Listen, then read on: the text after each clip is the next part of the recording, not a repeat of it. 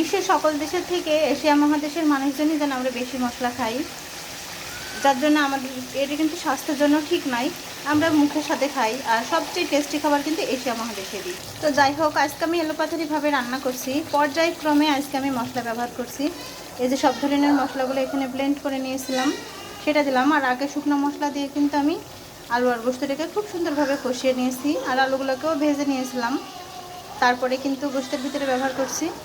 আমি সাধারণত সব ধরনের গোস্তের মশলা দিয়ে হাতে মাখাইয়ে নিয়ে তারপরে গরুর গোস্ত রান্না করি।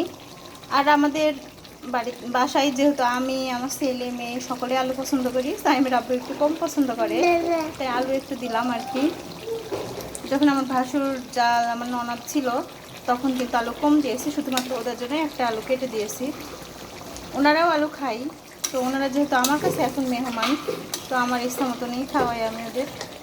মাশাল্লাহ, কালারটা কিন্তু খুব সুন্দর আসছে। আর এভাবে কিন্তু দাদি নানিরা রান্না করে থাকে পর্যায়ক্রমে মশলা দিয়ে, এটা কিন্তু খেতে অসম্ভব মজার হয়ে থাকে।